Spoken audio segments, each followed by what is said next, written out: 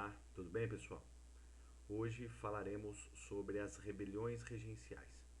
Lembrando que nós já estudamos o período regencial, tivemos uma aula sobre a crise do primeiro reinado, aí tem início o período regencial, que vai de 1831 até 1840, que é quando tem início o segundo reinado, é a posse, né, do Dom Pedro II com o golpe da maioridade, que põe fim ao período regencial e dá início ao segundo reinado.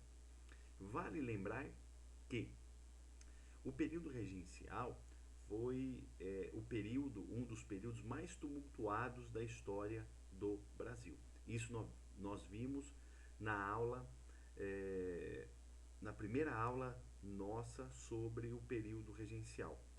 Nós abordamos ali é, a questão da regência trina provisória, vimos a regência trina permanente, depois tivemos uma outra aula sobre as regências unas. Nessa aula aqui, nós abordaremos sobretudo as revoltas, as rebeliões que ocorreram durante o período regencial. Quais são os fatores que levaram a essas rebeliões? Primeiramente, o clima de instabilidade política, social, provocado pela abdicação do Dom Pedro I. A abdicação do Dom Pedro I, que pega todo mundo de surpresa, vai causar inúmeros choques dentro da própria classe dominante. Então há uma briga pelo poder, como nós vimos, entre aqueles grupos mais progressistas, que são a favor da descentralização política, são a favor do federalismo, e aqueles grupos mais conservadores, que querem o poder centralizado no Rio de Janeiro e são mais a favor do unitarismo, de manter a governança no período regencial mais centrada no Rio de Janeiro, é, como característica principal desse grupo que nós chamamos aí de regressista, né, que é o Partido Conservador. Ah, o período regencial, né, as regências em si, elas terão grande dificuldade para conter tais revoltas. Um dos fatores é justamente que durante esse período que nós estamos estudando, né, que é a formação do Estado brasileiro, nós não temos aquele exército constituído, hein? E a Guarda Nacional, que é montada para solucionar boa parte dessas rebeliões, elas não dão conta. Então a Guarda Nacional, que tem como foco, né, a manutenção da ordem monárquica escravista, ela não irá, ela não irá dar conta desses inúmeros focos de rebeliões que explodem durante o período regencial. Nós temos, se o choque entre grupos da elite é um problema, nós temos também aqui no período regencial inúmeras revoltas que contarão com a participação popular. E essas revoltas, essa participação popular, elas expressam as graves questões sociais às quais boa parte da população brasileira estava, né, vamos dizer assim, à deriva. Essas questões, essas graves questões sociais, colocavam boa parte da população brasileira numa situação extremamente difícil, numa situação literalmente de miséria social. Beleza? Essas rebeliões regenciais, elas expressam muitas vezes tendências liberais, tendências no sentido de dar poder para as províncias, né, de liberalizar, de oxigenar um pouco mais esse poder político, de tirá-lo ali do foco, né, que é o Rio de Janeiro, que é a nossa capital imperial nesse momento. E essas rebeliões regenciais, elas têm como principal traço que colocarão em ameaça a própria ordem monárquica. pois algumas rebeliões, como nós veremos, são republicanas, são separatistas. E desse ponto de vista, as rebeliões regenciais também colocam em xeque a unidade territorial do Brasil, ok? Então, vamos dar início ao estudo da nossa primeira rebelião regencial, que é chamada de cabanagem, ou a revolta dos cabanos. Ela ocorre na província do Grão-Pará, que é lá no norte do país, e vai de 1835 até 1840. A cabanagem conta com ampla participação popular, né? Ela tem um forte conteúdo social. Boa parte da população dessa região vivia na miséria e deriva daí o nome, né, de cabanos. Essa população que vivia numa situação de miséria morava em habitações precárias, que eram apelidadas, né, de cabanos, que eram cabanas, literalmente, ali ao longo daquela região é, norte do país, que é permeada, né, por vários rios. Então você tinha uma série de cabanas ali também, né, numa situação extremamente insalubre, enfim, precária, que é desse quesito que vem o nome cabanagem, ok? É, o conteúdo político desse movimento é que boa parte da elite local foi contra a nomeação do presidente da província pelo governo central. Então, as oligarquias regionais, a elite regional, vai incitar a participação popular, né, para que o povo tome a frente dessas revoltas.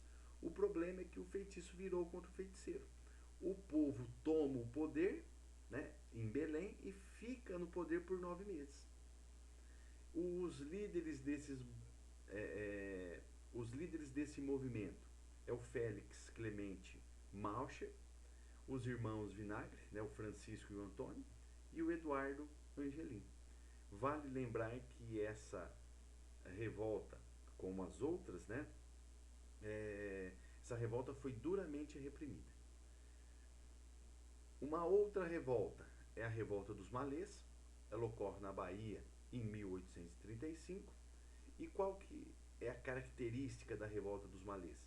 Quem são os Malês? São escravos, né, de cultura islamizada, são escravos de cultura islâmica que lutam pela liberdade. Não precisa nem falar que também foi duramente reprimida essa revolta. Nós temos também a Sabinada, que ocorre na Bahia, logo após a revolta dos Malês, em 1837 e 1838. E a Sabinada, ela tem como característica o separatismo, é uma rebelião, uma revolta separatista com características republicanas. Tem a participação das camadas médias urbanas e ela é contra o regresso conservador do Araújo Lima. Eles não aceitavam o centralismo do governo regencial. Eles queriam proclamar a chamada República Baiense, que era uma república temporária. Eles só ficariam como uma república temporariamente, até a maioridade do Dom Pedro II. Então, voltando o Dom Pedro II, voltando àquela normalidade constitucional, o imperador Dom Pedro II, o imperador Pedro II assumindo o poder, eles desfazem a república e a Bahia volta a ser anexada, né, no conjunto aí da Federação Brasileira. O líder foi o Francisco Sabino Álvares da Rocha Vieira, que era um médico, né, é um representante dessas camadas médias urbanas, e foi duramente reprimida também. Tá? Então a repressão dessa revolta vai gerar uma guerra civil sangrenta. Dá para se perceber um pouco aqui que as rebeliões regenciais elas expressam um período violento da história do Brasil. Então essa questão de que a história do Brasil é pacífica e tal, a gente tem que colocar um pouco, né, em revisão até, porque alguns autores falam que na cabanagem morreram cerca de 30 mil pessoas, na Sabinada em torno de 2 a 3 mil pessoas. Então, quer dizer, a história do Brasil não foi tão pacífica assim, né? Ocorreram sim lutas, movimentos, rebeliões que eram contra a ordem estabelecida, e a repressão gera guerra, né? Gera mortes. Ah, uma outra revolta regencial, né? Uma outra rebelião é a Balaiada. Ela ocorre no Maranhão e vai de 1838 até 1841. Também é um movimento popular, conta com a participação de artesãos urbanos, vaqueiros, né, de negros, escravos e ex-escravos. E além de ser popular, ela também era anti-escravista. Tá? É um movimento com várias tendências políticas e sociais. O que significa isso? Que você não tem um princípio definido, um princípio muito claro, é, que vai nortear os interesses desses revoltosos. O que ela representa? O que nós podemos sintetizar? Né? Que a balaiada ela expressa a miséria das camadas populares, e somada essa miséria à crise econômica que vivia a província do Maranhão, nós temos um ambiente de instabilidade social. Essa instabilidade social que vai, né, estar na base aí desse movimento revoltoso. Ah, há uma tendência dentro da balaiada para o banditismo social, né, de saques, né, de roubar, né, de atacar armazéns e distribuir os alimentos para os pobres, meio um Robin Hood brasileiro aí, né?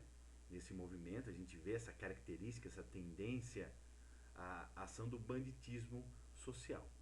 É, a elite também está participando desse movimento, né? E a elite, aquela oligarquia regional, ela se valia das agitações populares como um mecanismo para contestar as medidas centralizantes do governo regencial.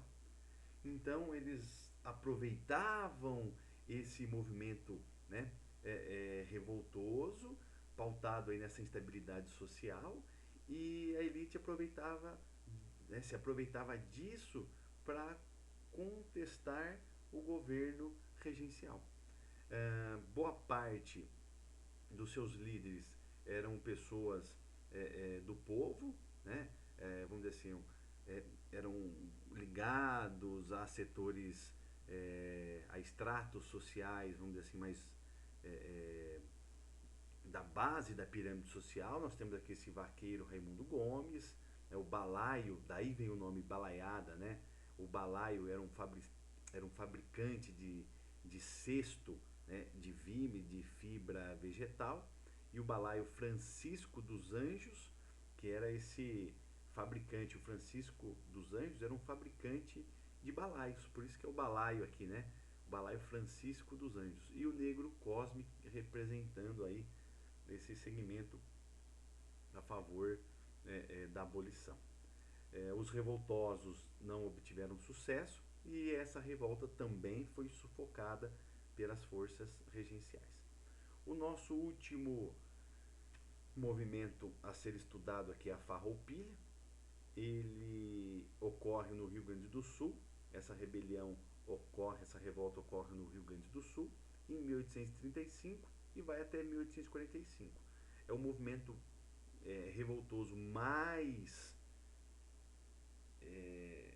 que demora mais, né, mais longo, mais extenso. Ele dura 10 anos, cerca de 10 anos, e tem como características o separatismo, o republicanismo e o elitismo. Ou seja, era uma revolta separatista que queria a separação do Rio Grande do Sul da unidade federativa, queriam fundar uma república, e quem promove essa revolta é a elite. E a elite tem mais, vamos dizer assim, mais provento, tem mais dinheiro para financiar uma luta contra, né, essa elite regional tem mais grana para financiar uma luta contra o governo regencial.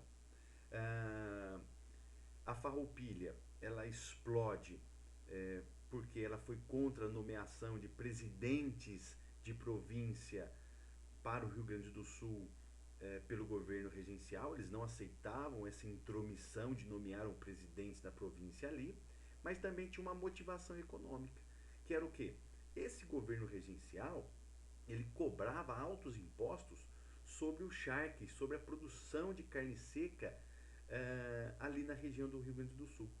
E os estancieiros sulistas, os fazendeiros ali do Rio Grande do Sul, os criadores de gado que produziam o charque, eles, né, estavam incomodados com isso. Porque boa parte do charque, por exemplo, que vinha dos países ali do Cone Sul, como Uruguai, Argentina, eles entravam no Brasil com imposto mais em conta. Então isso incomodou os estancieiros sulistas. É uma motivação econômica, né? Se nós temos uma motivação política por conta dessa nomeação por parte do governo central, dos presidentes de província ali no Rio Grande do Sul, nós temos também uma motivação econômica. Vale lembrar que os gaúchos eles estavam divididos politicamente, a Farroupilha expressa isso, né? Os liberais que queriam o federalismo e os conservadores que queriam o Rio Grande do Sul mais acoplado ao governo central, ao governo regencial. Os exaltados, têm o apelido aí de farroupilhas, eles se rebelam contra o governo local, né, que era conservador, que queria manter essa conexão com o governo central. Resulta disso, né, os exaltados, eles se rebelam e eles vão proclamar a chamada República de Piratini, ou República Rio-Grandense, liderada por Bento Gonçalves. Ou seja, o Rio Grande do Sul ele se transforma, né, numa república e se separa dessa unidade territorial, dessa unidade federal que seria o Brasil nesse momento. É lógico que isso temporariamente. Esses revoltosos também irão proclamar a chamada República Juliana. Então a província de Santa Catarina se transforma na República Juliana. E quem promove, né, a liderança desse ato, né, desse fato, é o Davi Canabarro. Tanto a República Piratini quanto a República Juliana, né, esses revoltosos que conduzem aí a rebelião farroupilha, a guerra, o que seria esse movimento, né, contra o governo central, é uma guerra civil, vamos dizer assim, por problemas internos, econômicos, mas também por problemas políticos, desse federalismo ou do centralismo, né, do unitarismo. Eles contam com a participação de um republicano que é o Giuseppe Garibaldi, que é um italiano, né, que sai, ele é extraditado, vamos dizer assim, lá da Itália para o Brasil, e ele vai ser chamado de o herói dos dois mundos. O Garibaldi, ele luta pela causa republicana, pelo liberalismo, tanto lá na Itália quanto aqui no Brasil. Por isso que ele vai ter, né, esse apelido de herói de dois mundos. A Farroupilha adentrou segundo reinado. O período do segundo reinado ela só vai acabar, né, o segundo reinado que começa em 1840 só vai acabar em 1845, e ela adentra ao segundo reinado. O Dom Pedro II, que vai coibir os revoltosos, ele nomeia o Barão de Caxias, que depois virá a se tornar o Duque de Caxias, para reprimir essa revolta. E o Duque de Caxias, né, aqui Barão de Caxias, ele consegue de uma maneira, vamos dizer assim, diplomática, mas também militar, claro, ele vai entrar em combate, mas ele vai tecendo, vamos dizer assim, uma política da boa vizinhança e promove o fim da Farroupilha, anistiando os revoltosos, olha só que interessante, que foram integrados ao exército brasileiro nesse momento.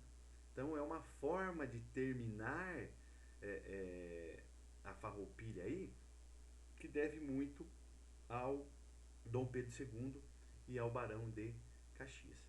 Então, desse ponto de vista, nós fechamos aqui o período regencial com as principais rebeliões regenciais. Abraço.